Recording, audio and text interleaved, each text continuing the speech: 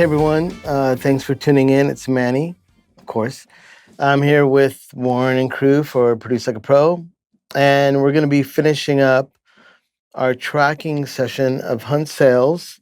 It was one song, one day completed tracking and mixing technically. I sat with Hunt a good part of the evening to kind of get this set up. I do want to say about this session, it's an interesting thing because when I grew up, at least some of my friends, and I'm a little bit older than most, but I grew up in the 80s.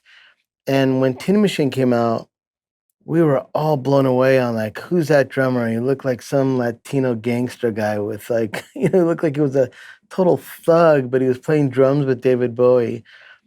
So when I luckily have become, friends with Hunt over the last 5 or 6 years, when this opportunity came up for him to do a song, I was really super pumped because not only to have a guy that played with Iggy Pop, Lust for Life, I think is one of the greatest drum intros in the world that like maybe doesn't get enough credit. People think of, John Bonham, Levee Breaks, but whenever Lust for Life comes on, everybody starts dancing, and that's Hunt Sales. And then in Tin Machine, The Passenger, I mean, you can go through all the songs that he had an impact on. And then there's a lot of stuff. He played with Bootsy Collins and even currently he's still playing and he's still an active musician playing around town, making records. And I'll tell you about this mixing session. It's really fun now to put it all together and let you hear it. Recording it was one of those things where it was epic and insane. It was like recording a motorcycle gang in one dude. It was that guy has energy for days. It was a challenge to keep up with him, to move at this flow, to get all this. And now Hunt played everything. He played the drums, bass, the guitar, and vocals. And he wrote this song the day before he was to come in. He had an idea, he played it on acoustic. I tuned down to A sharp in my own band, the Chavez Ravine. Hello. And Hunt really loved the way my guitars sound. So we transposed the song down to A, but when he struck the guitar, obviously that guy has like titanium arms and legs, and he just bent the strings out. So we tuned it up, and I actually told him that he should try maybe tuning to what Black Sabbath tunes to, and I think it was like C sharp. So we tuned my guitar up to C, so it's still super heavy and low, and he loved it. And that was the starting point of this song you're about to hear. The last thing that I'll say about the tracking of it, I've never worked with Hunt. I don't know. And obviously, you could talk once again about his history of who he is and what he's done and who he's played with.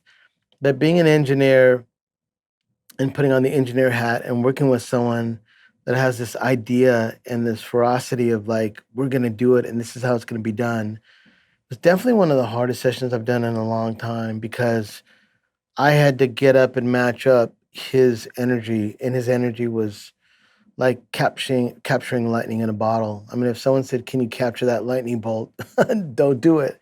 And I went for it, and we got it. And so, at the end of the day, I am super happy with what you're about to hear. One more thing I'll say about what this song sounds like and what you are about to hear is when we were transposing the guitar and we tuned him to C, and it was really heavy. I didn't know what we were gonna do in the song yet, but he kept on talking about, "I want it to be orchestrated. I have this 2 parts in the song or 3, and I want this orchestration," and it was, his reference was White Room by Cream. Now, if you're familiar with that song, there's like, dun, there's really like epic tom section, and there's like these guitars and overdubs and stuff, and when I saw Hunt play, I didn't really understand how he was going to orchestrate this thing. But one thing you should always, my tip would be for any engineer, for any producer, is to remember sometimes the artist, not sometimes, most of the time, the artist is always right and correct. And if I would have, when he played his first part, when I'll show you a little bit the orchestration I'm talking about, as we started to make it, when he made the first one, I think even he admitted, I think this is wrong. And I thought kind of the same thing too, but I remembered I was working with Kim Deal from the Pixies. She had a band called The Breeders. I was in this exact moment where I had told Kim, I think that note's wrong.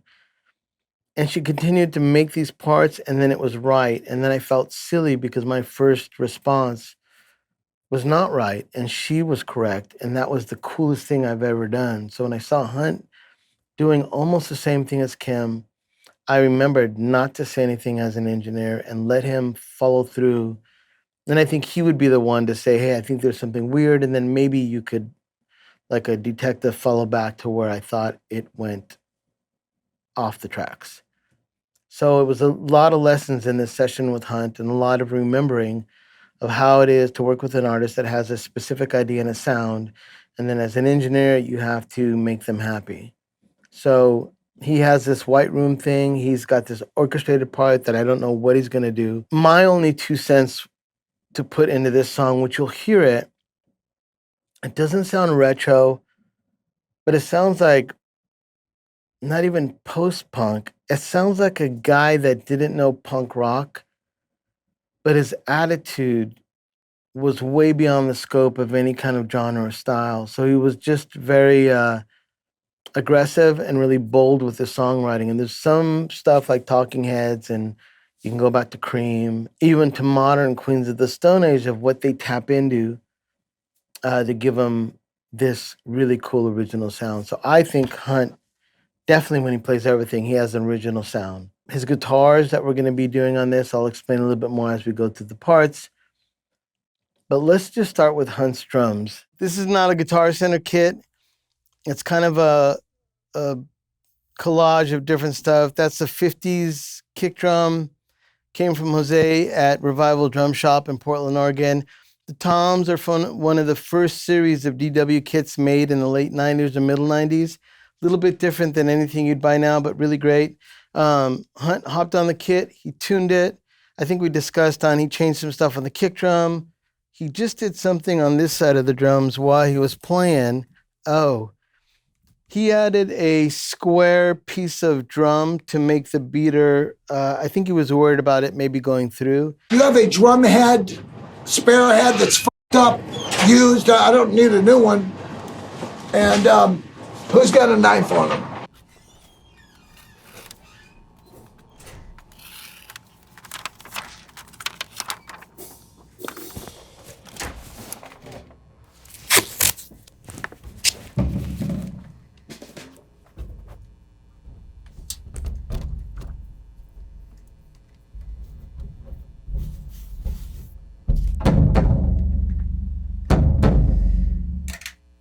Kind of dead in the head, and it sounded really good. If you can tell, Hunt turns his snare in an angle.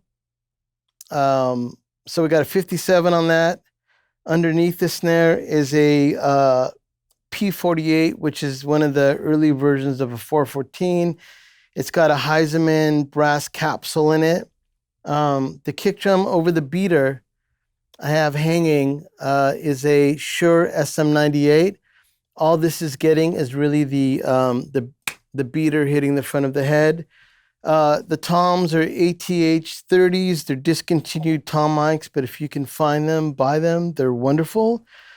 Hi-hat is a AKG vintage, like 60s or 70s, called a D224E. I have the same thing, spot mic for the ride. I use these mics only for spot mics. So if someone's playing and I just want to add a little bit more detail, I'll bring those in. But the meat and potatoes of the drums are going to be this C12 brass capsule tube, a condenser microphone. And then I have another C12 over here. I'm doing the Bonzo technique. So basically when I listen back, this is being panned all the way over to the right. This one's panned over all the way to the left. 421, world-class microphone. Every studio has one. Not that expensive, totally affordable. We have one of my favorite kick drum mics, which is a Bach 195. It's also a Sound Deluxe 195. Same badge, same name, same mic. Anything maybe early 2000s, probably a great Bach or Sound Deluxe 195. It's a FET. It has three switches on it. I have it switched to fat and cut, so it's boosting and cutting at the same time. And I have a dB pad on it because he's a beast and it'll probably blow out my mic. As we move out to the middle, I've decided, I wasn't sure where I was going to use. This is a brand new mic by Mojave. It's called an MA 37 tube mic. It's got a Omni switch here with the screwdriver you can adjust. That's on the back of the capsule. So it's a manual adjustment of the pattern. It goes from Omni to cardioid. This is on cardioid. The power supply does have adjustments for any kind of cutting of the low end. I have it on just flat, which is M. Also on the floor, I almost stepped on my favorite mics. These are Altec M11s, which are the power supplies. And the mics are called 21, the capsules are 21Ds, which are Omnis. So I have those on the floor, getting a little bit of reflection because my room is really dead. This power supply is for the Mojave. These are the M11s. These two power supplies are for the C12s. And I don't have any more mics in the room except that. I think with Hunt, really, he's such a bitch and drummer. We could probably even get away with just using everything here. The other mics are just to add a little bit of forgiveness in room. And I'm not sure as he layers stuff, if we bring in these mics, will it embellish the drums, make them sound cooler, or will it be better to make them smaller? So I'm leaving that up to the mixing. But technically, we were trying to really pay attention to do really good capturing of his drums. And that, and then one last thing, Istanbul cymbals. They were nice enough to let us use these for the sessions. These are made in Turkey, and they're made the old way, which were pound into whatever cymbals they're made of. Luckily for me, when I hit record, that was the only time he played drums. So we waited like a day, set up, he's coming in, I got the song I'm gonna play. He hopped on the drum set, threw down like a rough guitar to a click, and just slammed out these drums like boom, one take. And I made that mistake of saying, I'm not sure. And he's like, what? He came in here, sat here, and he's like, that's the take. And right there was my first lesson of just shut up, let this guy do what he's gonna do because he's gonna smoke you. All right, so here's Hunt's drums. I will say it's crazy the way you had him set up. An SM98 lavalier that hangs over the beater side. And when we went to mix this, he says, hey man, can you put a reverb on the kick drum? And it was used in a way that I've done that before, but his way of using it was really interesting. So I have two kick drums. One is the actual real kick sound. Two, which would have been the Bach 195, I have it running into a reverb. And then he wanted me to crank the reverb. So I have this reverb, boom, and then I have this dry kick. And that's his mix of his drums. And that was really cool. It was something that I've done before, but not so aggressively, even though I do crazy bands. But that style that he wanted to make his kit sound like was just great to see a guy that's been playing drums for years and put it together. So here's the drums, a basic kick. So this is a kick, the snare, overheads, and the rooms. And I'll add in the rest of the stuff in a second. But here we go. And then also the start of the song, he wanted a snare to only have reverb on the first hit. So I copy and pasted the snare, da-da-da-da, put it on another track, crank the reverb on it, and that's what he wanted for the intro of the song. And I thought it was the coolest idea. So here's the drums starting off the song.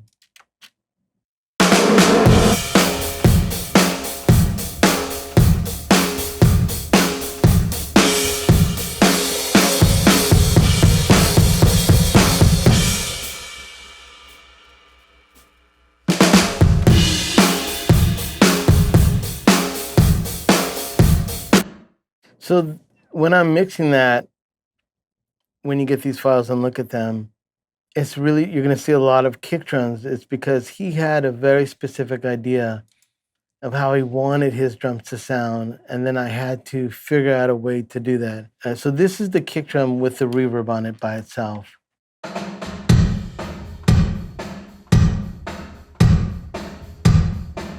I'm gonna add the other kick drum.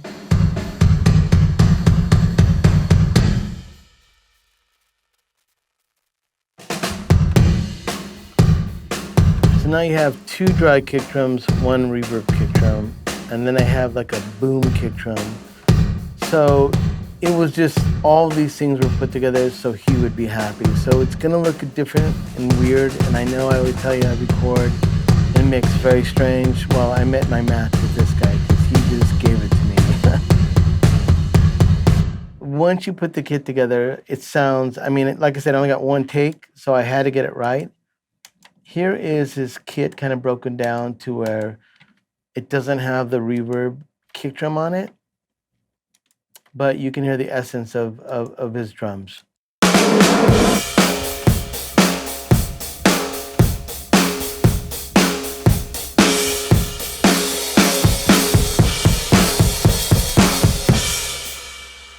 Now, I know you're probably going like, wow, it sounds like a crazy drum set. Well, it is a crazy drum set. And that's part of the beauty of what we do, or what I did with Hunt. Absolutely no sampling. Nothing is going to go on the processing of having the drum set sound violent the way he wants it to be. So I'm going to add in the boom kick, and now you'll hear a really big difference in how the drum set kind of comes alive. And that whole thing about the snare in the beginning, just remember, he really wanted that snare to go and have a reverb that decays into the beginning of the drum. So that's that whole snare thing you'll hear. But when I put the whole track in, it's kind of a cool little production thing. So here it is, the essence of the drum set: no toms, no hi-hats, no ride.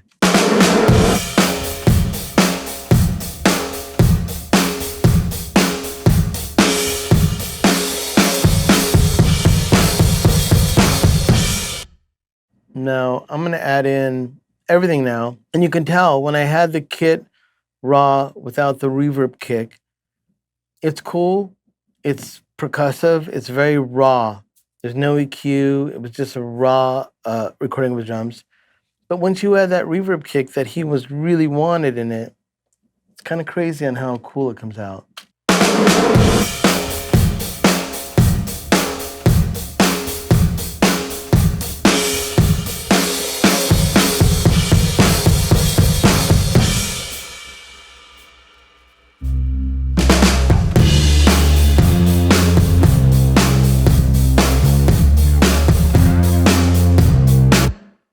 All right, so his drum set was mic'd up, semi-traditional, but the things on the drums were, like I mentioned, it was a Bach 195 on the kick drum, which is the reverb one. It may be a 421 that was a Sennheiser 421, which is kind of his dominating impact of the kick on the front. The snare was a 57. The bottom of the snare was a 414 with a brass capsule, a Heisemann brass capsule, which I love on the bottom of the snare. Toms were Audio-Technica's 2030s, a discontinued microphone, but it's one of my favorites. The hi-hats were 1960s AKG D224Es, which have two elements in it, a low end and a high end, and it's the same elements that are in Bonzo's kick drum, but they made them in these mics. I love those for hi-hats and spot mic in the ride, which I did. The overhead was a C12A, 60s AKG tube condenser. They're the ones that look like small 414s, not the large C12s, and I love those. So that was a Bonzo style, one on the overhead, and then one shooting across the drums. Actually, before I get to bass, let me just play you what the C12 sounded like on their own with the kick drum.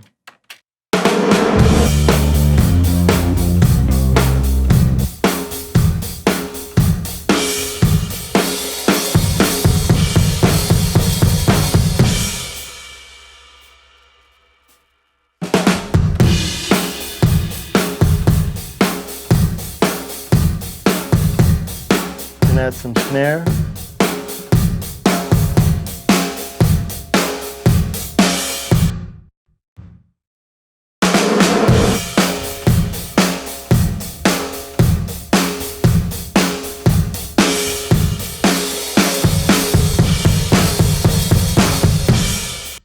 Now, one thing about people that record and mix, because I got to engineer it, I know what he sounded like, so I don't have any expectations of, oh my God, I got to get these drums and make them sound like this thing. I had no expectations, zero. So when Hunt played, I wanted it to sound like Hunt played, how he liked the way his drums would sound. So that's why we did some of that weird kick drum thing. But I'm really happy. My C12s, just with the drums alone, already sound like a drum set. So anything else I added was a bonus. So this is Hunt, one man show. He just did the drums. I have no idea what he's going to be doing next. He did the bass. As weird as this sounds, he played the bass with the bass sitting on the ground, and he was sitting in a chair.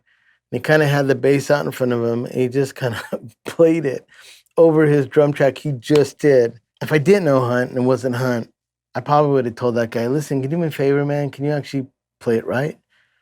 But just shut up, let him do it the way he wants to do it.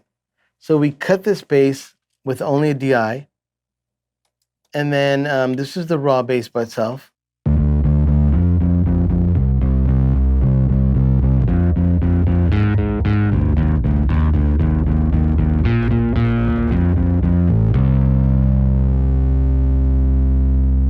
Now, some of you may hear that and go, that is just terrible.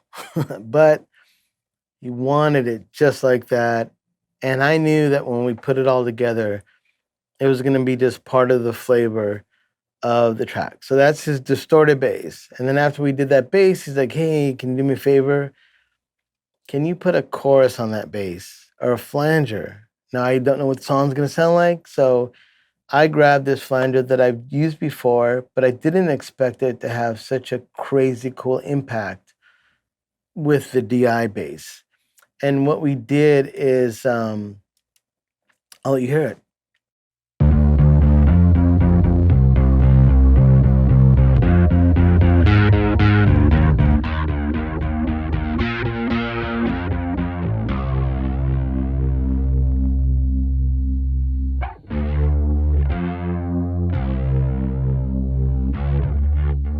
I mean, that sounds really cool. So now I add the DI bass in.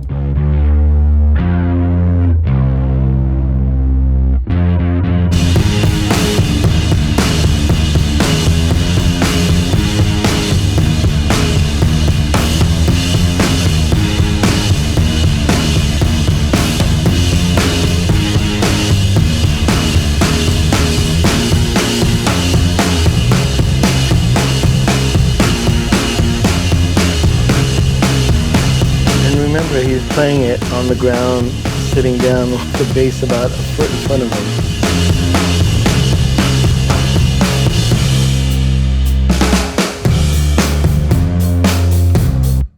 Now, it's undeniable, once he plays bass over his drums, it's so mean. Well, for me, and like I said, this is all just a grain of salt for you. This may not be your style. So he had the flavor of being like Cream White Room. As we started to track, I got the feeling of wanting to do something like Shocking Blue.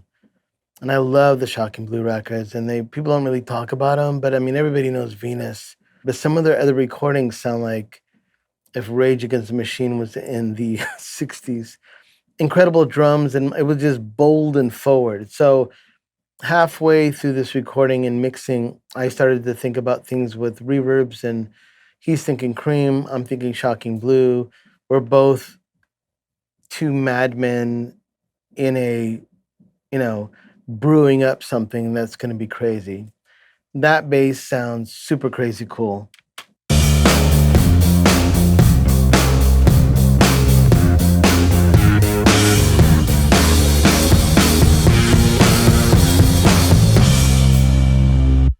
So after we did the bass, he told me, do I have a keyboard? There's a studio in this building.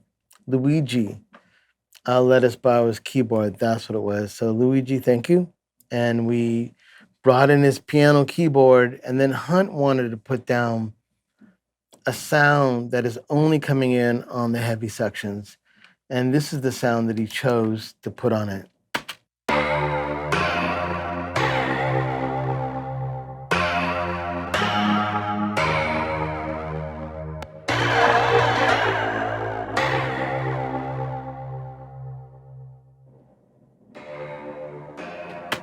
So we did some automation because he didn't want the synths to be playing on other sections, but we wanted it in. If you're just tuning in and you start to listen to this and I'm putting it together, you're going to be like, distortions, what the heck is that? Everything's overloaded. Sorry, that's just what's going on. So now we have the synth bass, we have the cool chorus bass, we have a DI bass, and then we got these badass heavy drums.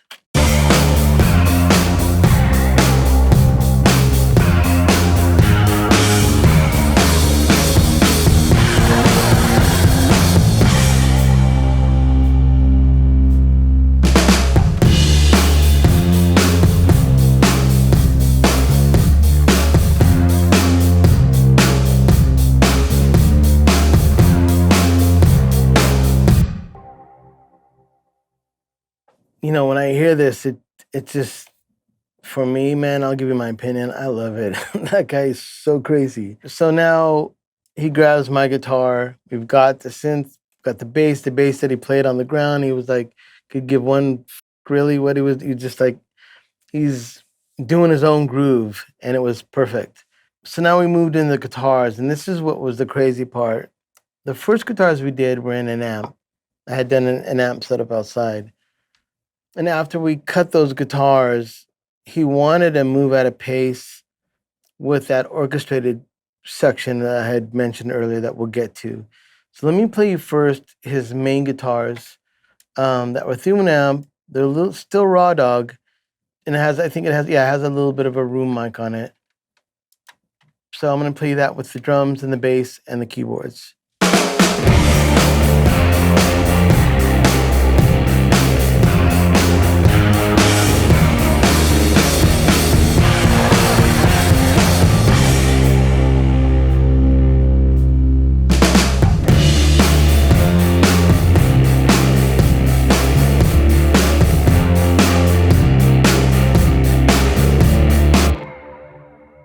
So as you're building this mayhem, and like I said, I tracked it, so I got to witness this. Yeah, it was like watching a car accident in slow motion, but somehow it was going to turn out all right. It was like Evil Knievel. It's just, he's going to munch it, but come on, Evil, you got to make it. Don't break all your bones. So that was this kind of mix and session.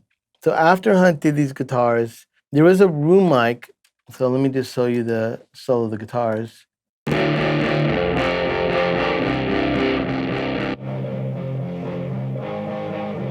So that's a room mic with a guitar with it was a Sears Twin 12 amp. You got.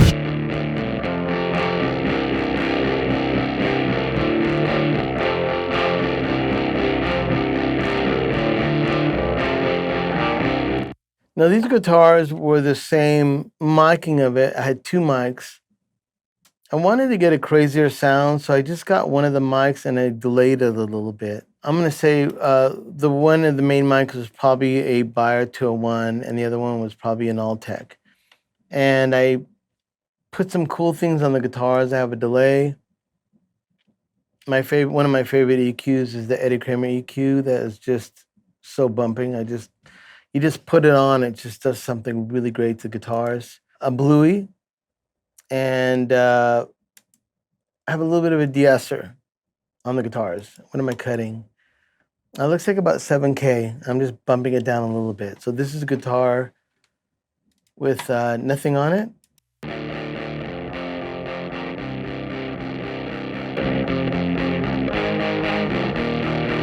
Adding some delay. Kramer EQ. Bluey kind of containing it.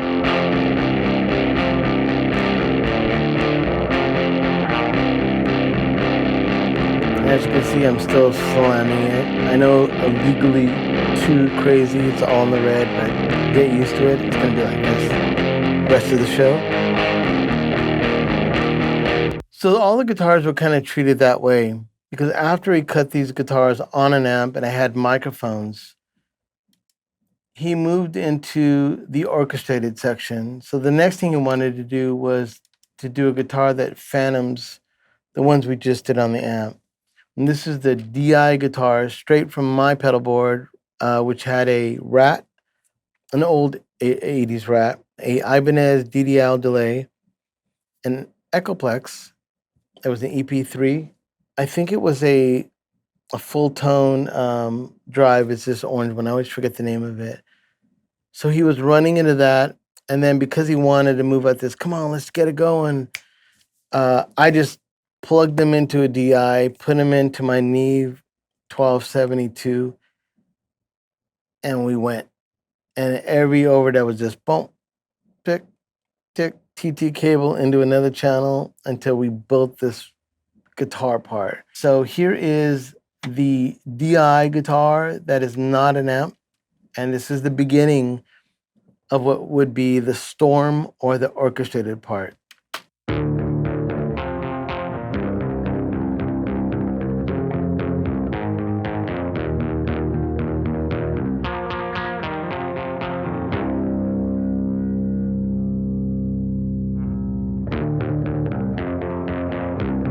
Now bring in the other guitars that we recorded. This is the amp in the room and the room mic.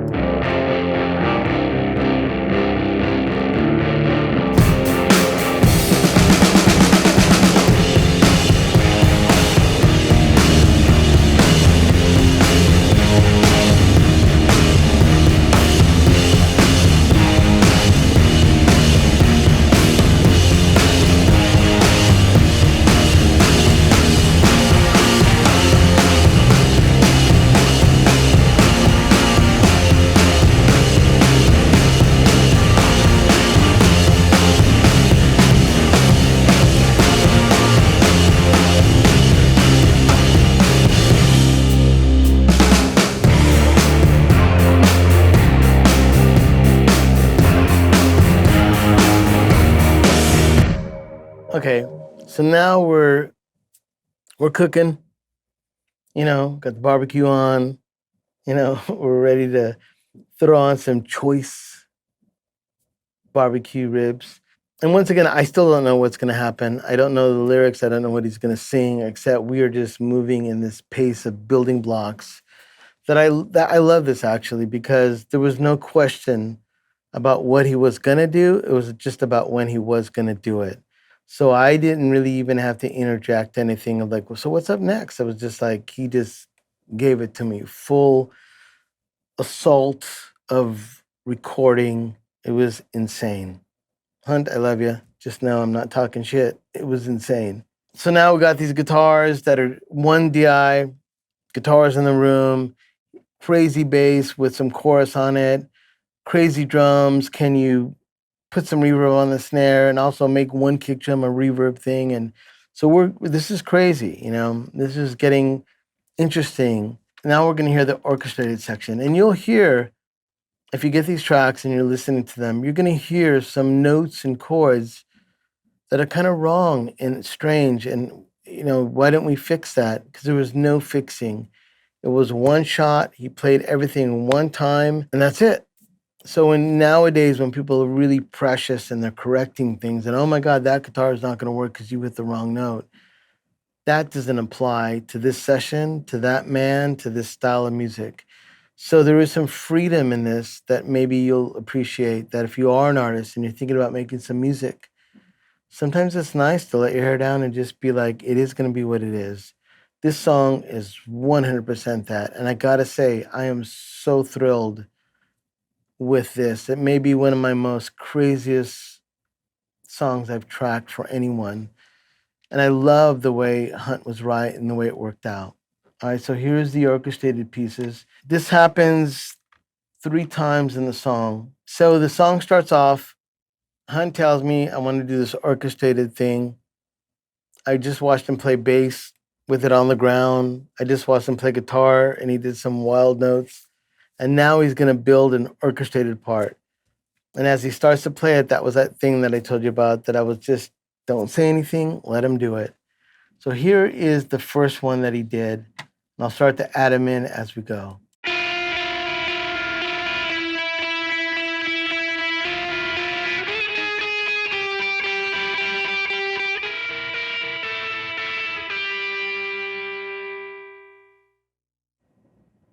Okay, that's where you're supposed to jump in and go, hey, dude, can you play that again? But guess what? You don't tell Hunt to play it again. He just plays another part, put it on another track.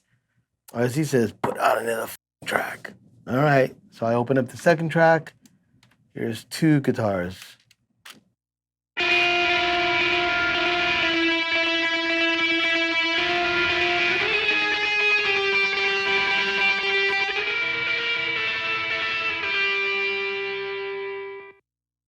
Do not say nothing. Let it happen. So now here's three.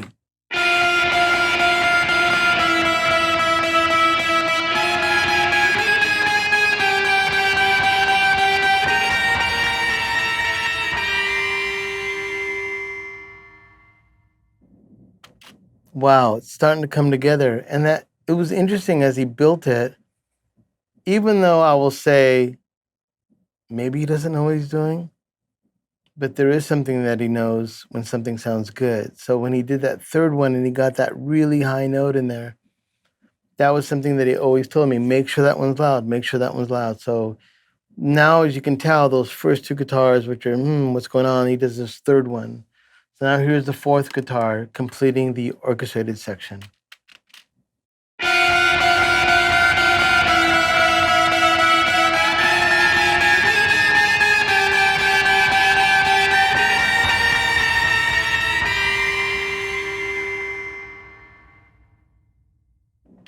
All right, now we got four guitar parts, and I'm just sweating bullets. I'm like, next one, next one, next one. And he's just, nothing is being done twice.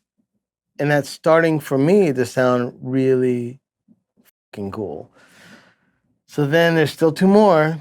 So then he says, open up another track, Manny. Here we go. Here is 5.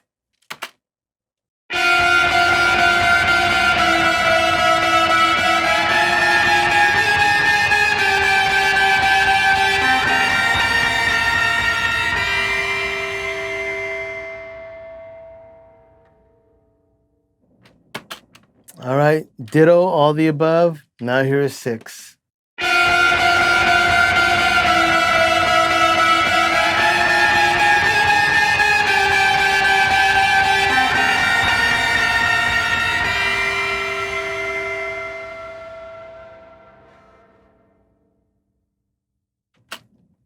So, in the context of the song, I would say beauty is in the eye of the beholder. I'm going to say that it sounds awesome in the song. Hearing it on its own with some of those questionable notes, if you were to correct any of those, you would kill the mojo of what he just did. So that's the important thing about recording, I feel, is to really capture what the artist makes him happy. And a lot of times, or I'll say 100% of the time, it's going to be bumping. So here's the drums and then the bass with the anarchy of those guitars.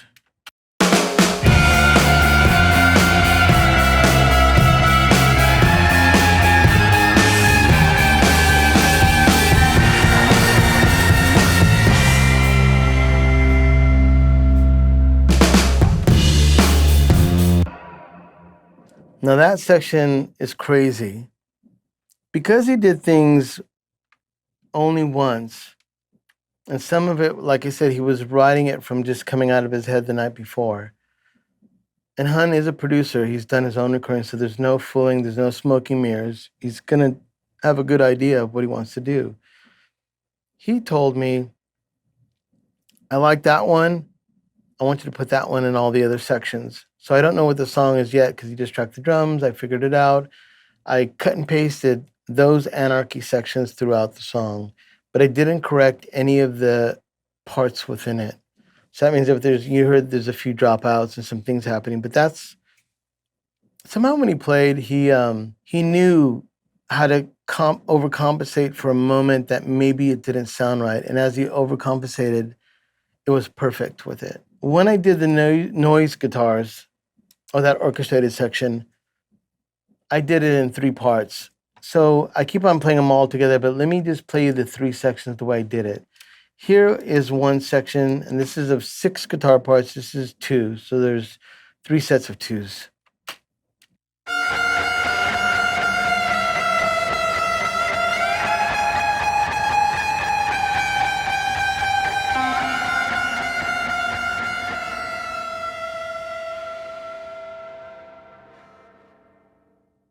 Those 2 right there, one of them, he played a slide, and it wasn't a slide. I think it was, I don't remember. He grabbed something in the studio that was symbolically like a slide he can put on his finger or hold with his hand, and he did just the notes with the slide. So if you're a guitar player and you're thinking about doing a cool overdub on a song, you do your melody, playing it with your fingers, and then overdub a slide over the top and pan those, and it's pretty crazy on how cool it came out. So lesson learned, take a note. I love that. Now here's the second set.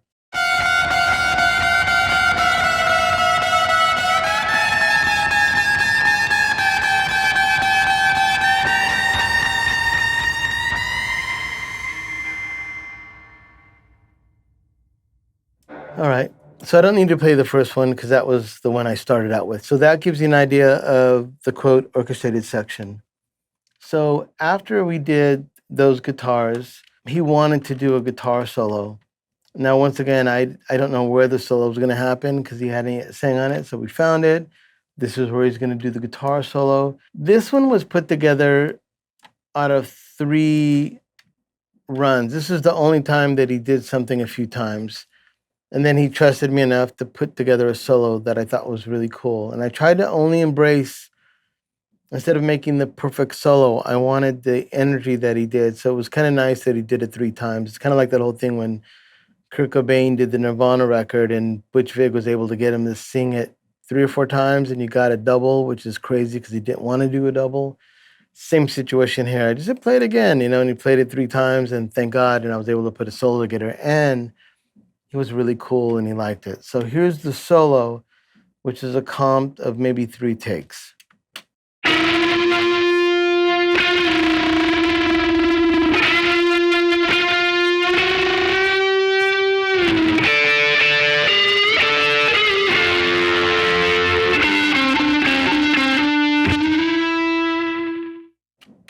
So in the context of the song,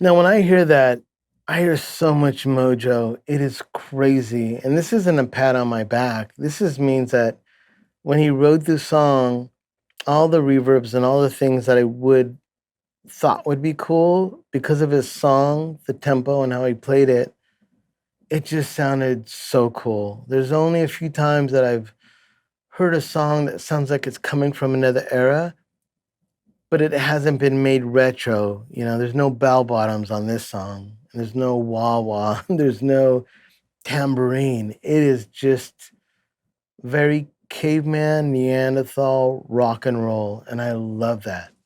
So Hunt, you're doing it, and he's building it, and I'm going crazy tracking this, but I know at the end of the day, it's going to be badass.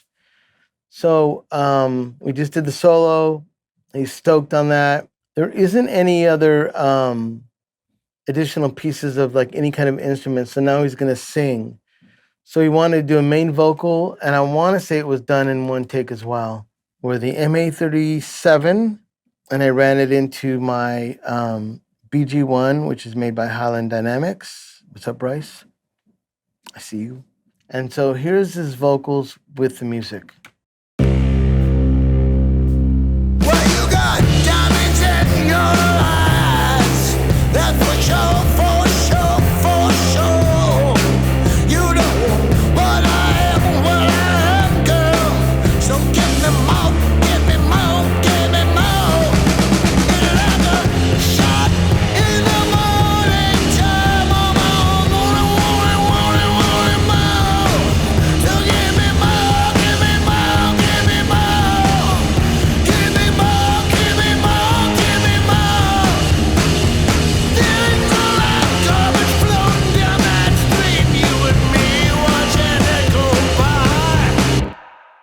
Now, to me, and maybe to some people, you'd go like, "Wow, that is just a crazy singer." But if you can really look at what he just did, he really does talk like, "Hey, Manny." It's like he smokes, and his voice is like a gravel pit. And when he started singing, a lot of guys that sing like that, their range is really small. As you can see from the first verse to the pre-chorus, you think he's may have topped off. Then he just jumps into this other realm. It was crazy. And one thing I noticed too is I'm a Van Halen fan, and I really love David Lee Roth and Eddie Van Halen. But the early Van Halen records, and I think it may be something with your vocal cords splitting, or you basically have damaged vocal cords.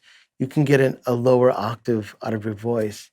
In the second verse I'm going to play, I felt like his voice had that. So while he's screaming, and he starts to move up in his voice in an octave, there always remains a kind of a low note within his voice. So he has this incredible thickness and girth of sound out of his vocals.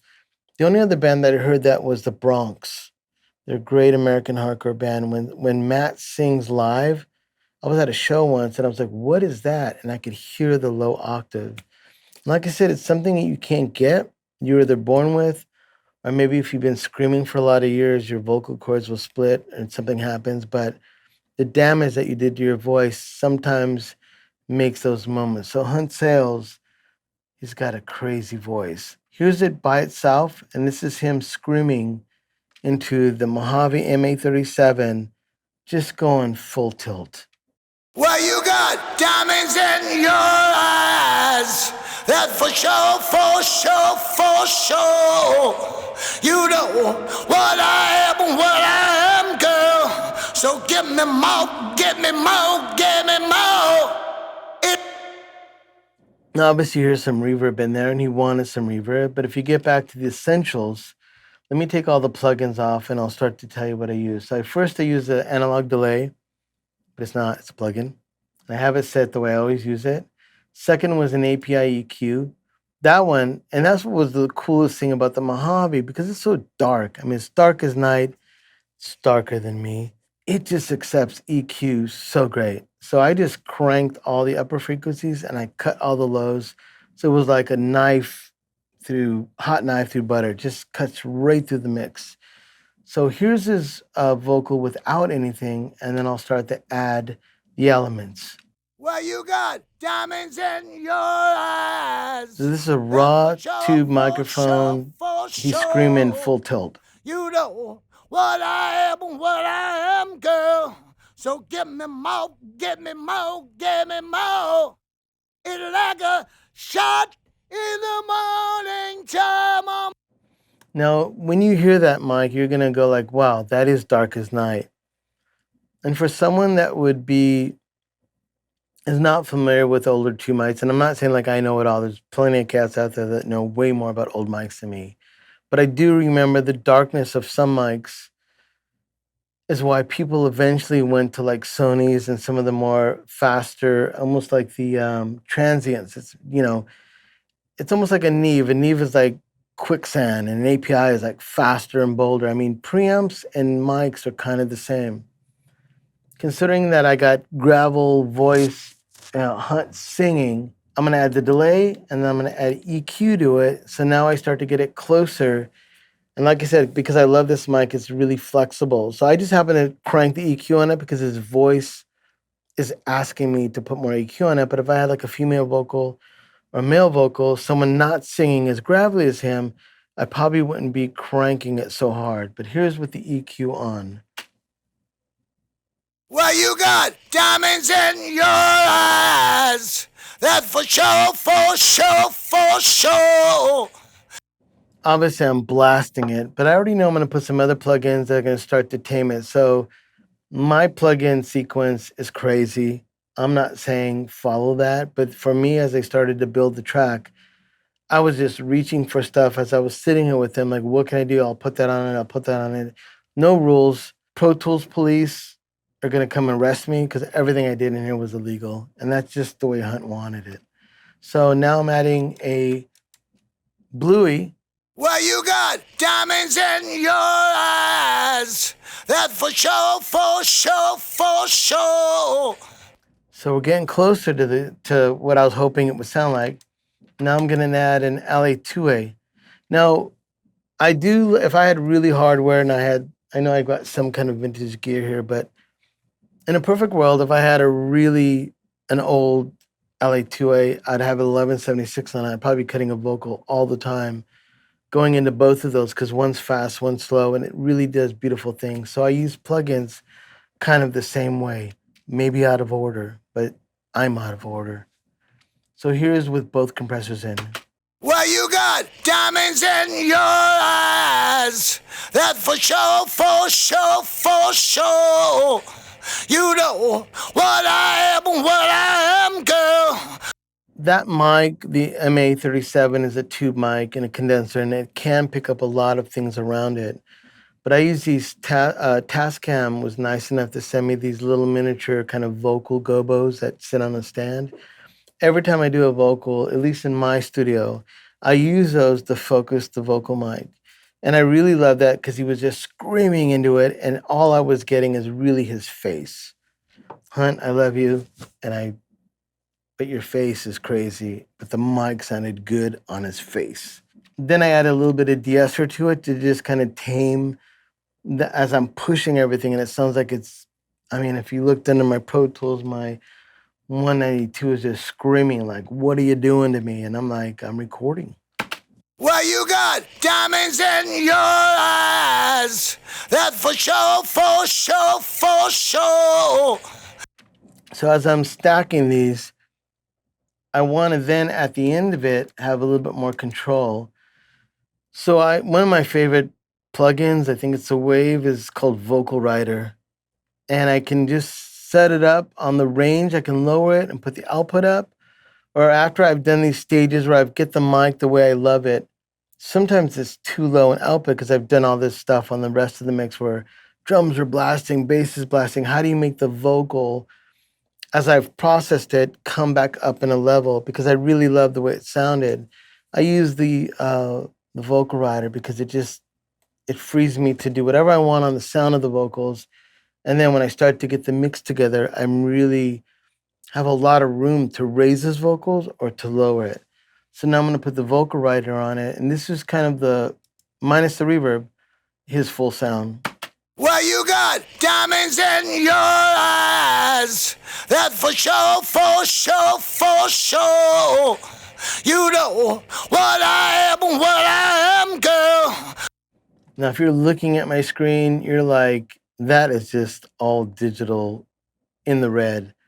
And one thing I think I should note, because people that have UAs and other DAWs, I'm working on a older Pro Tools system. It's a 192. I want to say it's probably early 2000s. It was at one time that was the rig. It was called a Pro Tools 10.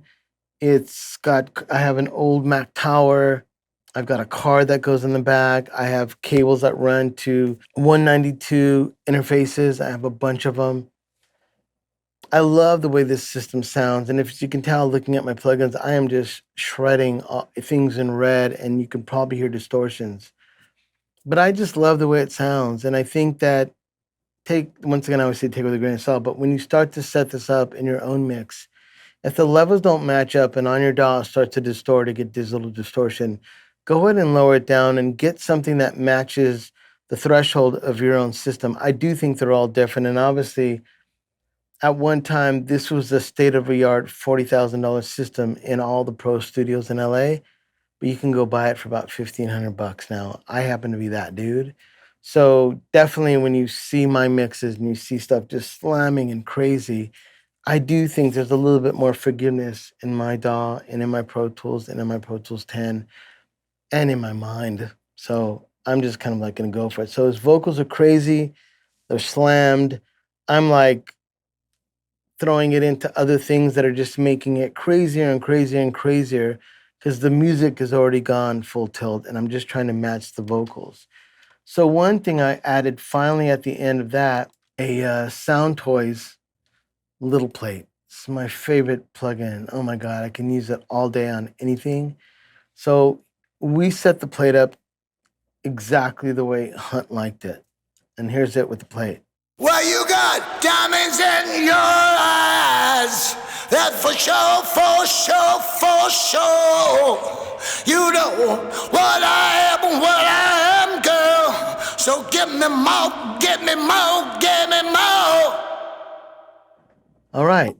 I mean, that could be something off a 3M tape machine or a MCI or a Studer. It's really messed up. So let's put his vocals now ripping with some drums and some crazy chorus bass. Well, you got diamonds in your eyes. That's for sure, for sure, for sure. You know what I am, girl. So give me more, give me more, give me more. Okay, so now we've established this thing now. He's done all these crazy overdubs. I didn't know what's going on or what he was going to do. We got our orchestrated section. Now he's belted a one take wonder, and it is what it is. And he didn't re sing anything in that vocal take, but he did have me drop a few words in from one section to complete the thought of what he wanted. So I think he sang the last chorus. He really loved it. And then I think certain sections we dropped in pieces onto the first chorus.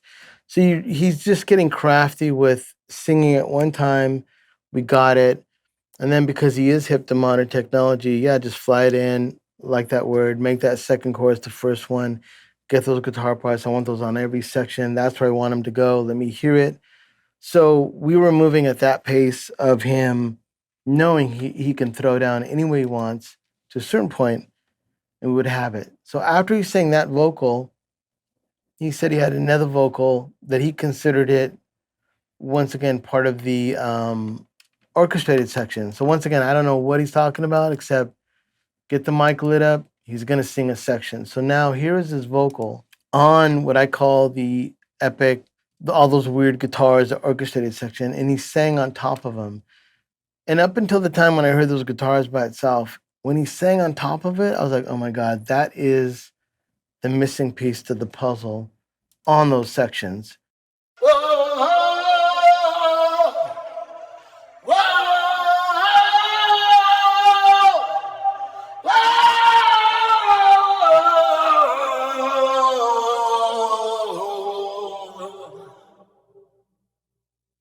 I mean, that's a crazy thing. And I know people can use plugins all the time, but I really wanted something kind of classic. So I wanted kind of a Leslie kind of a sound on his vocals, like Led Zeppelin would have made a record. I do have a real Leslie, but the pace we were running, I knew I wouldn't be able to pull out my Leslie and he's going to sit around while I get the sounds up. So we went with the plug-in. But I thought it was really cool. It was called a, I think it's a Wave 2, comes with Pro Tools. It's called a Air Chorus. And we just once again messed around until he thought it was cool. And then I also stacked on that chorus a Brigade chorus by Universal Audio, which is kind of the classic, I think it was called a C1 by Boss. And if you see the screen, it looks like a funky pedal. But so I had those two choruses kind of fighting each other. Of course, we love the Little Plate by Sound Toys. I have almost the same vocal chain, the compressor, EQ, de-esser. And the last thing I contained it with was the vocal writer. So here's his vocal that he put on the last thing on the song, that as we were going, I guess he was trying to think of what he could do that would make it cooler. So when he wanted to sing again, once again, it was just the coolest. So here's the weird guitar part and his vocal line.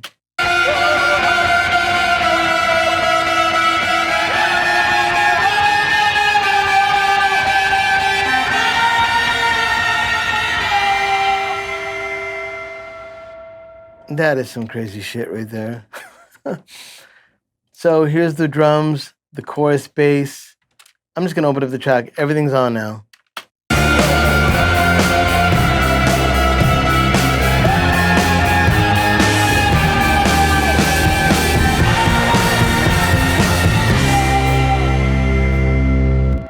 Now, of those sections, he sang the last one once again really great of the vocal thing he added. And I combined some of the things of the last vocal take and flew them into the one and two. So it sounded really cool together. So that's why, even though he sang it one time, we got a little bit more out of it, thanks to modern technology. Of course, Pro Tools, you can do that.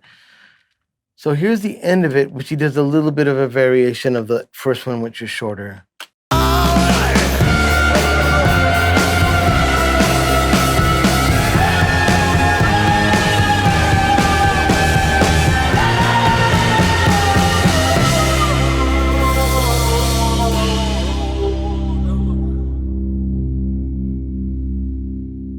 And what I loved about that little tag, it reminded me of Blind Melon.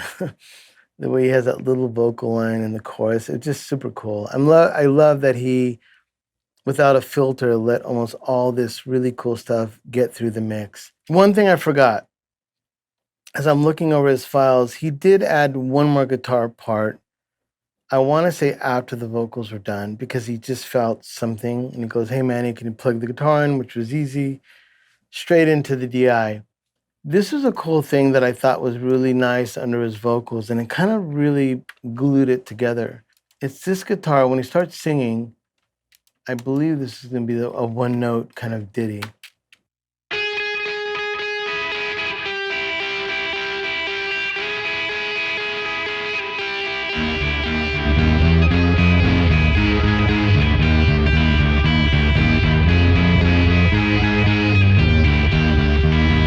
Feelings are like garbage floating down that stream. You and me watching it go by. You said you were through with the junkies and the thieves. They're with me tonight. And as you can tell, the first two notes are almost like a strange minor. You would think it wouldn't work, but it's just Like a shot in the morning time. I'm on, wanting more. So give me more, give me more, give me more. Give me more, give me more, give me more. Feelings are like garbage floating down that street. You and me watching it go by.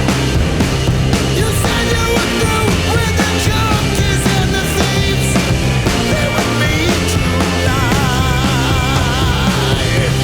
Alright.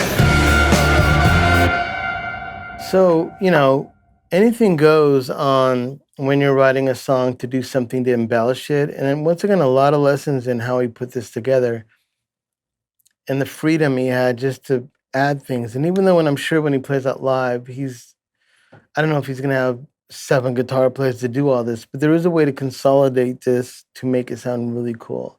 So I love that little guitar ditty he added, minus me asking him or even sharing my tuning of my own band, the Travis Ravine, with him.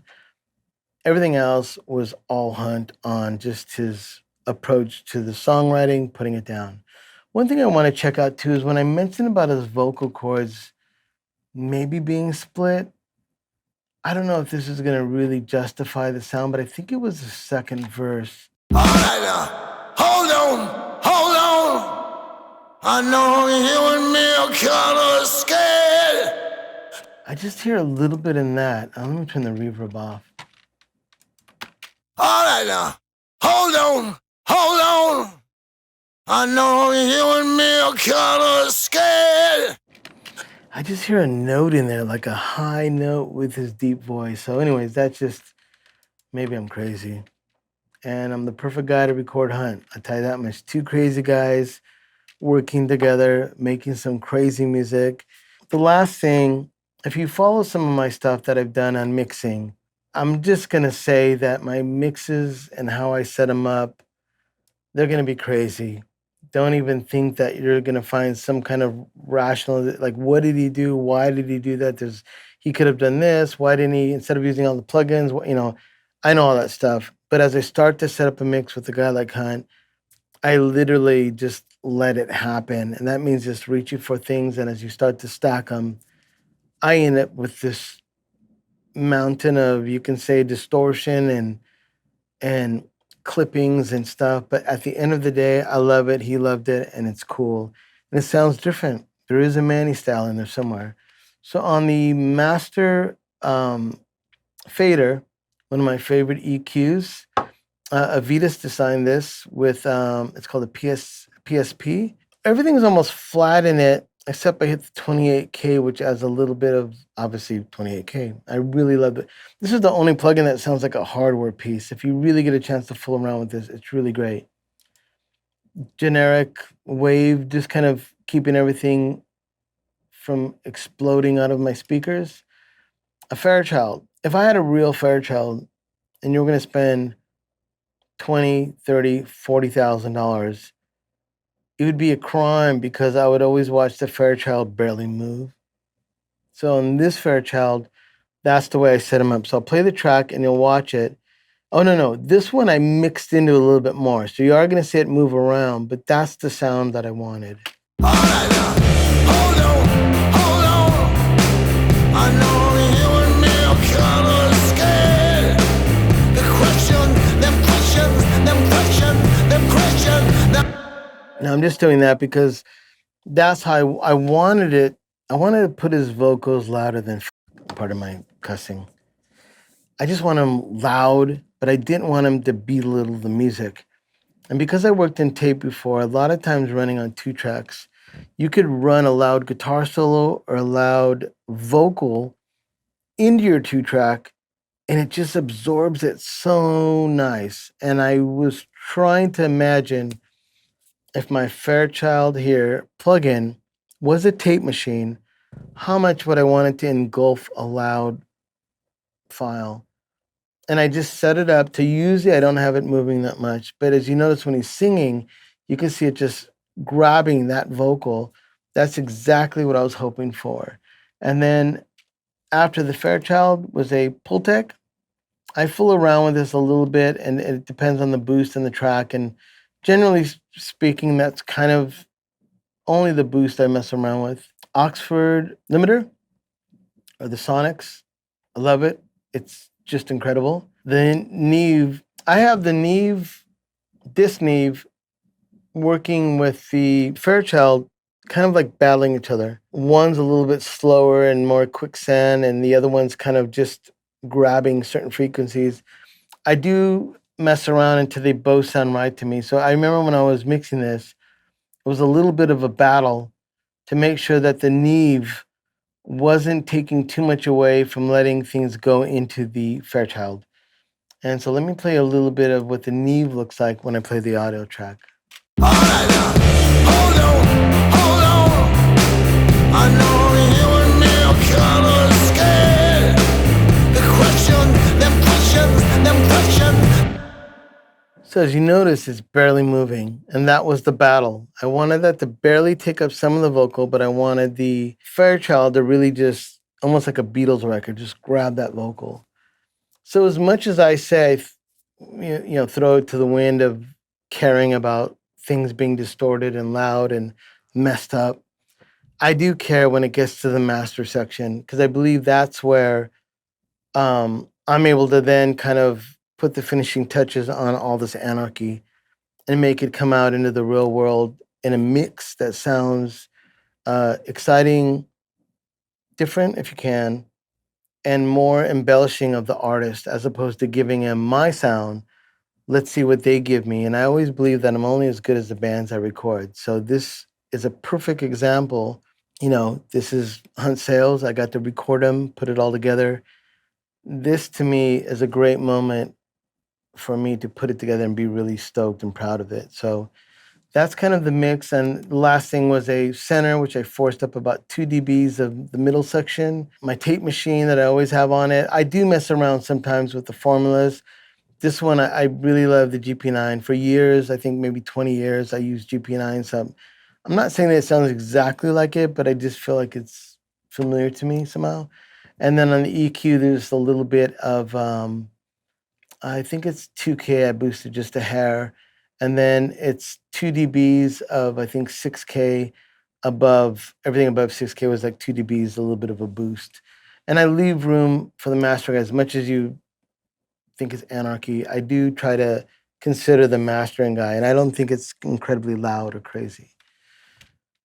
Alrighty, so that was my hunt sales session. A lot of lessons learned in this. I do appreciate Warren taking care of Hunt coming down into LA. He was with me for about 4 days. This filming was really done over one day. It was just great to have an incredible musician artist that his resume alone and who he even shook hands with or played with was just next level. So, anyways, thanks a lot for checking it out. You should be able to get the files and what I've done here, and just be understanding that I do have a Pro Tool system that's from another era, and the levels you may have to adjust them. So, hope you dig it. Hunt Sales in Los Angeles with Suplex Audio via Warren Hewitt and Produce Like a Pro. Thank you.